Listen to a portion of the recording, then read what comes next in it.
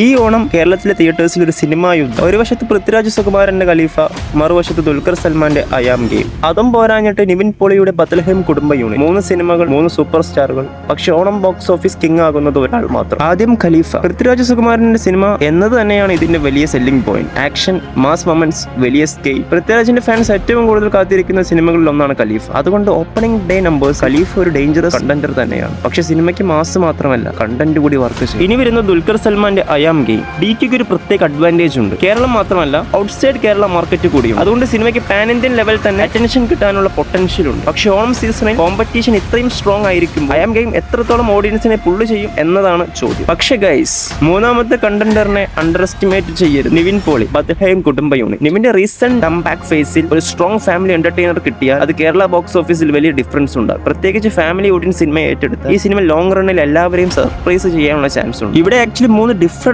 Strengths ആണ്. Khalifa mass plus Prithviraj, I am game Dulquer plus pan Indian appeal, Bethlehem കുടുംബ unit Nivin plus family audience. അതുകൊണ്ട് opening winner വേറെ ആയിരിക്കാം, final വിന്നറും വേറെ ആയിരിക്കാം. എന്റെ പ്രൊഡിക്ഷൻ ചോദിച്ചാൽ ഓപ്പണിംഗ് ഡേയിൽ ഖലീഫ മുന്നിൽ വരാൻ ചാൻസ് ഞാൻ കാണുന്നു. പക്ഷെ വേർഡ് ഓഫ് മൗത്ത് സ്ട്രോങ് ആയാൽ അയാം ഗെയിമിനും ബത്ലഹേം കുടുംബ യൂണിറ്റിനും ഗെയിം മറിച്ചിടാം. എസ്പെഷ്യലി നിവിൻ പോളിയുടെ സിനിമ ഫാമിലി ഓഡിയൻസ് പിടിച്ചാൽ അതൊരു സീരിയസ് കോമ്പറ്റീറ്റർ ആണ്. അപ്പോൾ നിങ്ങൾ പറയൂ, പൃഥ്വിരാജോ, ഡിക്യുവോ, നിവിനോ, ഖലീഫയോ, അയാം ഗെയിമോ, ബത്ലഹേം കുടുംബ യൂണിറ്റോ? ഈ ഓണം ആരാണ് കേരളം ഭരിക്കാൻ പോകുന്നത്? കമന്റ് ബോക്സിൽ ഖലീഫ, അയാം ഗെയിം, ബത്ലഹേം ഒരു പേര് മാത്രം നൽകും. നോക്കാം മലയാള സിനിമ ഓഡിയൻസ് ആരുടെ സൈഡിലാണെന്ന്.